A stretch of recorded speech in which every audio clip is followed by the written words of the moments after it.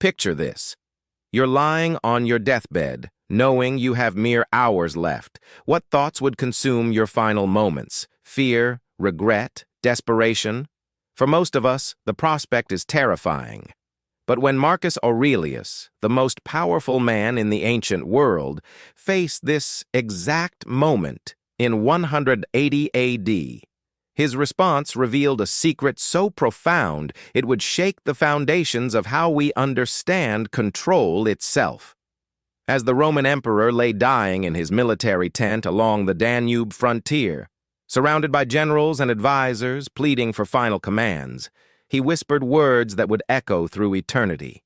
Not orders for his empire, not concerns for his legacy, but a simple acknowledgement that would unlock the ultimate truth about human existence. This wasn't weakness. It was the culmination of decades spent mastering the most powerful philosophy ever conceived. The Stoics understood something we've forgotten in our modern obsession with control. The very thing we think we can control is actually the source of our greatest suffering. Tonight we'll uncover this ancient secret that transformed emperors into sages and slaves into kings of their own destiny.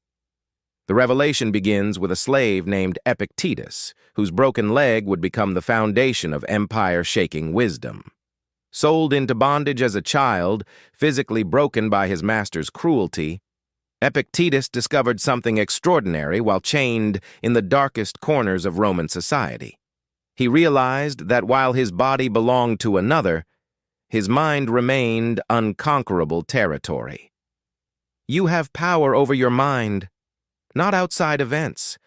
Realize this, and you will find strength, he would later teach.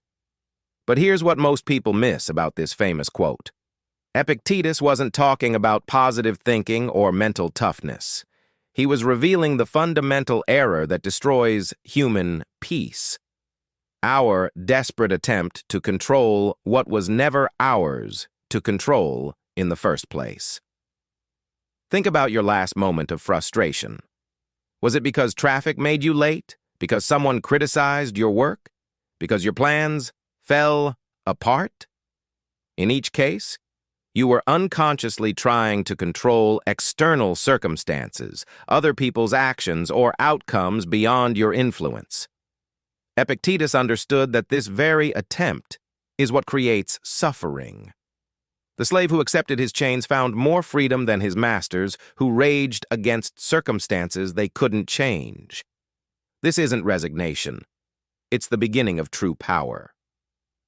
Seneca, the advisor to emperors, and one of Rome's wealthiest men, discovered this truth from the opposite extreme.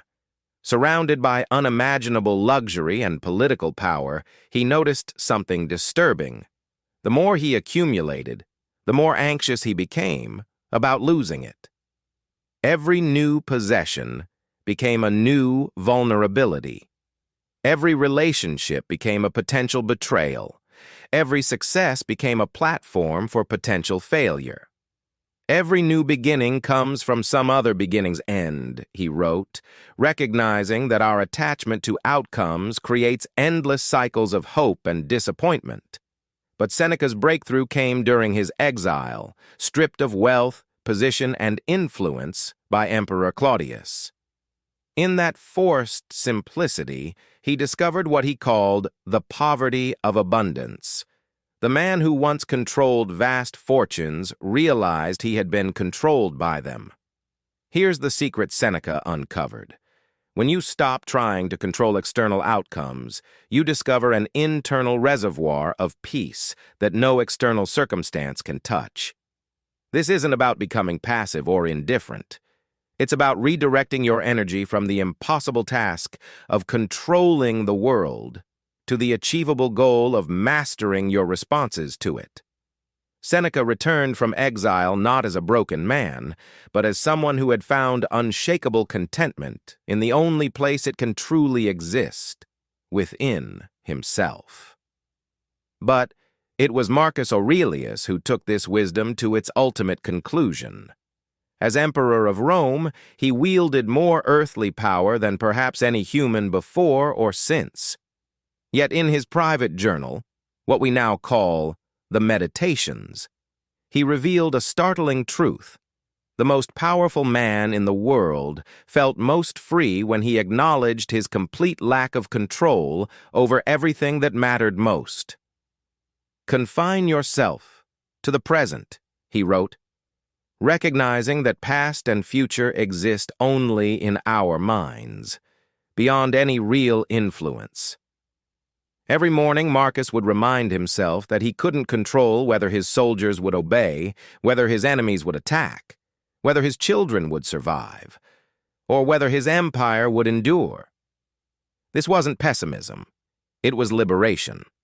By accepting what he couldn't control, he freed himself to focus entirely on what he could. His thoughts, his responses, his character, and his choices in each present moment. Here lies the paradox that transforms lives. The moment you stop trying to control everything is the moment you discover your true power. Marcus understood that an emperor who rages against circumstances he can't change is less free than a slave who accepts what he cannot alter while acting wisely within his sphere of influence. Now comes the practical revolution this creates in your daily life. Most people wake up with an unconscious agenda. Control the day's outcomes. They want the meeting to go well, the traffic to be light, people to respond positively, plans to unfold perfectly. By noon, reality has usually shattered these expectations, leaving them frustrated, anxious, and depleted. The Stoic approach flips this entirely. You wake up with one goal: to respond wisely to whatever the day presents. When the meeting goes poorly, you don't waste energy raging against what already happened. You focus on your response. When traffic is heavy, you don't stress about things beyond your influence. You use the time for reflection or planning. When people disappoint you, you don't try to change their hearts. You examine your own expectations and responses. You have two choices. Either you control your mind, or it controls you, Epictetus taught. This isn't about becoming emotionless or indifferent. It's about redirecting your emotional energy from futile attempts to control externals toward the meaningful work of controlling your internal responses. The result?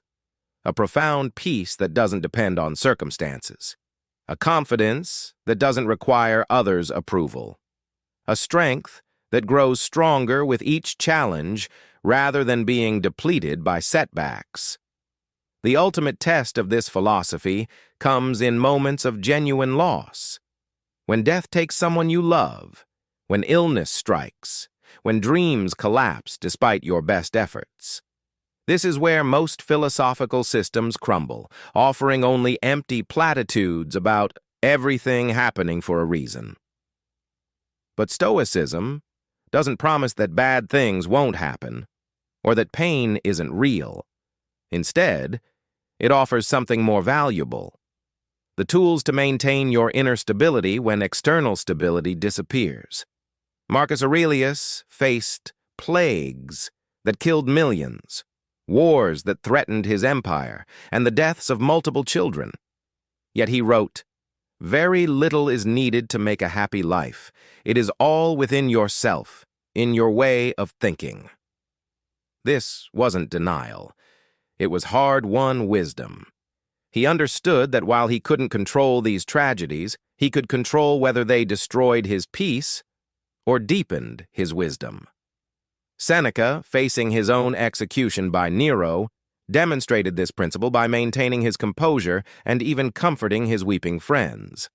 The Stoics discovered that suffering is inevitable, but the meaning we assign to that suffering, and therefore its power over us, remains within our control.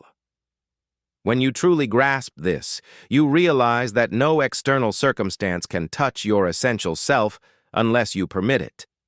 As Marcus Aurelius breathed his